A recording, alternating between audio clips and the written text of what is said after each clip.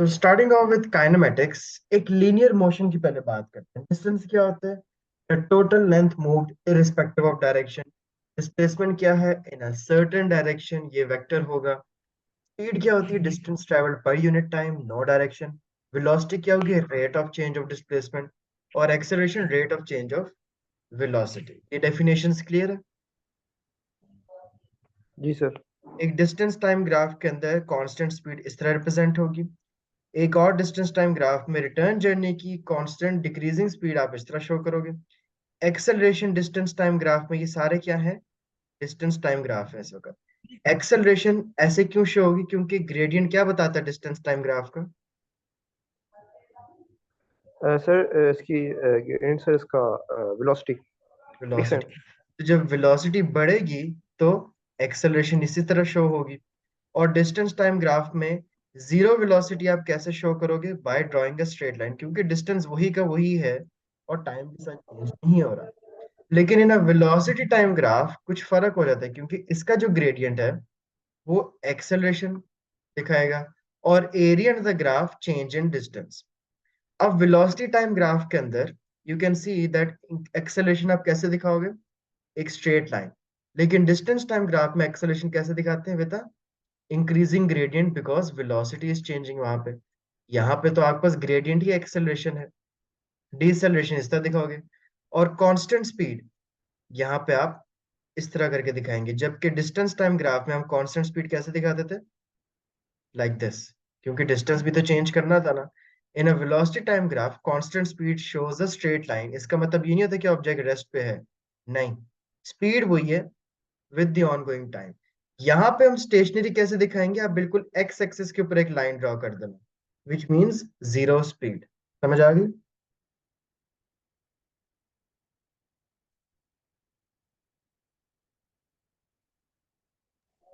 जी sir सब। ये आपके पास चार किस्म की इक्वेशंस ऑफ मोशंस है। ठीक है, when you have a uniform accelerated and a straight line motion, s is equal to ut plus half at square, s is equal to half u plus vt, और v square is equal to u square plus 2as। ये ut और vt वही बात है, वो depend करता है, इसको बेशक आप इस वाले को छोड़ दो। एक ये याद रखनी है आपने, ये ये और ये चार इक्वेशंस ऑफ मोशन आपने याद रखनी है। Acceleration of free fall you already know is 9.81, तो हमेशा इन फॉर्मूलाज सर एक्सेलरेशन आएगी वो 9.81। हाँ जी। सर आज हमारी क्लास कितनी देर की होगी वैसे?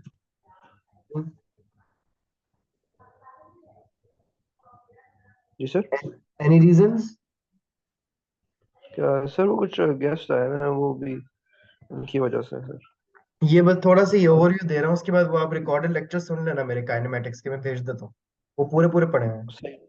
वो मसला नहीं है, सही ठीक सर, वो है, कर देता 4 बजे तक छोड़ सकते हैं, 4 बजे हूँ। तक हाँ खत्म हाँ, हो जाएगी ना सर? 4 से पहले हो जाएगी जी, कर देता हूँ, ओके।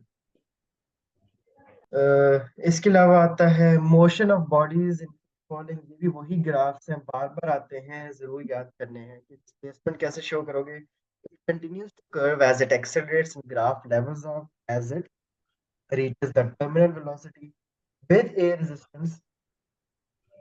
ग्राफ हमेशा नीचे होगा, क्यों? क्योंकि आपके पास देर से वो डिस्टेंस रीच होगा। फिर समझ आएंगे। Without air resistance you can see increasing rate, मतलब वेलोसिटी बढ़ती जा रही है।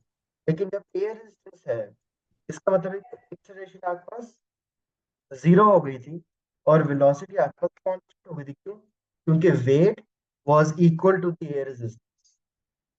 वेलोसिटी अगर बात करें, वो भी continues to accelerate constant, but with air resistance velocity थोड़ा सा यहाँ पे डिक्रीज शो करेंगे in a velocity time graph. तो हमेशा देखने की ग्राफ कौन सा डिस्टेंस टाइम ग्राफ है या velocity time graph. Acceleration time graph ये छोड़, ये नहीं आता। ओके, सर ये what force is, time graph क्या होता है ना? क्या चीज? फोर्स फोर्स वाला ग्राफ जो होता है। फोर्स टाइम ग्राफ वो इम्पल्स होता है, चैप्टर 4 में देखेंगे ना डायनामिक्स में। अच्छा, वो डायनामिक्स में आएगा ना? वो इम्पल्स होता है, फोर्स इनटू टाइम ग्राफ, वो सर देख वो लें। करेंगे ना हम? हाँ हाँ, कल कर लेंगे। उसके रिकॉर्ड लेक्चर्स बल्कि मैं भेज देता हूँ, दोनों के आज देख लेना, ताकि कल वाले जो कल मैं क्लास, सवाल कल हमारे दोनों हो जाए। फिर हम ट्यूसडे को सही है। वो पास्ट पेपर्स के क्वेश्चंस करेंगे सिर्फ, दोनों ठीक चैप्टर्स। है सर। प्रोजेक्टाइल मोशन क्या होता है? Uniform velocity in one direction and constant और acceleration uniform in the acceleration. Perpendicular direction. जो हॉरिजॉन्टल मोशन होता है that never changes. Vertical motion ये है कि इट कैन चेंज। ठीक है, इट कैन चेंज, जब ऊपर जाएगा नीचे जाएगा। तो चेंजिंग कंपोनेंट ऑफ वेलोसिटी आपको वर्टिकल होता है, चेंजिंग कंपोनेंट ऑफ नहीं, सेम कांस्टेंट कंपोनेंट ऑफ होता है वेलोसिटी वो हॉरिजॉन्टल होगा जो वो कांस्टेंट हॉरिजॉन्टल रहेगा। ओके, इसके अलावा इसके अंदर you should know about horizontal component of its velocity. Equals to V की रहेगा इस पे, ठीक है, और उस पे इक्वेशन ऑफ मोशन। बिल्कुल ठीक है। इसके अलावा आपके पास जो वर्टिकल डिस्टेंस होता है उसका हम नाम देते हैं हाइट का। और और इसमें जो, सर इक्वेशन ऑफ मोशन लगती है ना हाँ जी, और जो हॉरिजॉन्टल डिस्टेंस होता है उसको हम नाम देते इसमें? हैं रेंज का। एस लगेगा ना इसमें, S equals to V T वाला। बिल्कुल। एक चीज याद रखेंगे तो सवाल हो जाएंगे, हॉरिजॉन्टल डिस्टेंस के लिए ठीक आपको है, एक और बात। हॉरिजॉन्टल वेलोसिटी चाहिए, वर्टिकल डिस्टेंस के लिए हमेशा वर्टिकल वेलोसिटी चाहिए है। सर एक और दिस इज बात।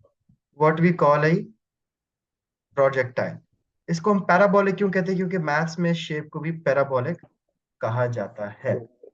तो without air resistance horizontal remains constant, with air resistance ये जीरो पे डिक्रीज हो जाएगा, it's just going to fall. Vertical increase करेगा एट अ कांस्टेंट रेट, और विद एयर रेजिस्टेंस तब भी इंक्रीज करेगा एट अ कांस्टेंट वैल्यू, लेकिन करना उसने इंक्रीज ही है। ये आपके पास एक डायग्राम शो हो रही है मोशन ऑफ स्काई डाइवर की, और यहाँ पे you can see that the terminal velocity, और वो कभी पूरी कहानी है, जब वो जंप लगाता है गिरना शुरू कर, गिरेगा गिरेगा गिरेगा, एक पॉइंट आएगा वो स्टडी हो जाएगा। क्यों स्टडी हो जाएगा? इस पॉइंट पे weight was greater than the air. Steady speed कब हो जाएगी? जब weight is equal to air resistance. और वो डिसेलरेट करने कब लगेगा? जब resistance is now greater than weight, and finally he will come to a stop. समझ आ गई? जी सर। ये तीन हिस्से होते हैं इस स्काई डाइवर के। तो अगर हम एक क्विकली इसको ओवरव्यू करें, distance is the total length covered by the covered irrespective of the direction of motion. Displacement क्या है? moved in a certain direction. Speed क्या है? traveled by unit time. Velocity क्या होती है? rate of change of displacement, और acceleration rate of change of velocity. याद रखें कि gradient area of the velocity time graph is the change in displacement. Slope of distance time graph is velocity. Sir Acceleration मुझे एक बात समझ नहीं आ रही। क्या? सर अभी देखें, हम क्वेश्चन में उसने हमसे पूछा कि भाई टाइम बताओ। अब सर टाइम में मैं ये पूछना चाह रहा हूँ कि देखें, सर टाइम तो एक ही रहेगा ना, चाहे वो हॉरिजॉन्टल में जाए चाहे वर्टिकल में जाए। तब हम चाहे हॉरिजॉन्टल वो निकाल, अगर हमसे पूछे सिंपल पूछे टाइम बताओ, सर अब हम प्रोजेक्टाइल में से हॉरिजॉन्टल का टाइम लेंगे, वर्टिकल का टाइम लेंगे, या कोई भी ले सकते हैं? टाइम ऑफ फ्लाइट जब हम निकालते हैं, ठीक है, टाइम ऑफ फ्लाइट आप कोई भी ले सकते हैं। ठीक है, ऊपर की वेलोसिटी नीचे की वेलोसिटी फर्क होती है, लेकिन बॉल ने तो उतनी ही देर में गिरना है। और वो क्वेश्चन टू क्वेश्चन डिपेंड करता है कि यहाँ पे क्या चेंज हो रहा है, कोई चीज गिवन है नहीं गिवन है। जब वो डाटा और पास पेपर्स देखेंगे उधर से समझ आ जाएगी कि यहाँ पे टाइम ऑफ फ्लाइट या नहीं। कुछ क्वेश्चंस किए भी थे मेरे ख्याल से, आप तो मेरे साथ पास पेपर्स के किए थे। सर याद नहीं है सर मेरे ख्याल से। किए थे, मैंने कोई रेड स्पॉट की टॉपिकल निकाली थी और मैंने कहा था हाँ हाँ बात हाँ सर, किए थे, एमसीक्यूज किए थे, बिल्कुल सर प्रोजेक्टाइल किए के थे। पास पेपर्स किए थे, हाँ वो मेरे जी। पास सॉल्व पड़े हैं, वो भी देख लेना एक दफा। और वो अब दोबारा भी करेंगे, मैं कोई और भी दोनों किए थे मुझे याद है, केमिस्ट्री के डेज में सही है, मैंने सही कुछ है। करवा दिए थे शायद। जी ये से कराया किसी था, याद आ गया, एमसीक्यूज करते थे, पी वो टू कह रहे थे, पी टू। थ्योरी भी किए थे। ठीक है, पी टू के सवाल या थे। बस चार इक्वेशंस ऑफ मोशन है। इसके अलावा वो लेक्चर देखो कि मेरा, तो उसके अंदर पूरा डिटेल में प्रोजेक्टाइल मैं एक्सप्लेन सर अभी मैं किया, देख तो लेता हूँ। फिर लास्ट तो फिर वो वरना 4:30 तक चली जाएगी, अभी नहीं करते फिर। ये भी मैं है। देख लेता हूँ सर। हम्म, ये टाइम ऑफ फ्लाइट है, टी टी तो वही है।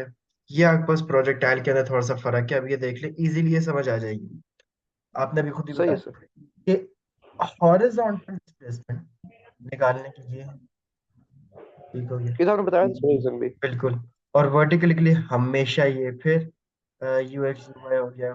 फ्री फाइनल वेलोसिटी के लिए ये है, वो डाटा से समझ आ जाएगी, वैसे इसमें याद करने वाली क्या ही तो सर ये बात करनी। मतलब ये स्पेसिफिक, मतलब ये उसके लिए निकाले, अच्छा ठीक ठीक समझ आ हम्म, गया। वो क्वेश्चन आएंगे उसी वक्त समझ आएंगी कौन सा कब यूज करना, और आगे फिर आपके पास ये डायनामिक्स आ गया है। ठीक है, then we learn this class.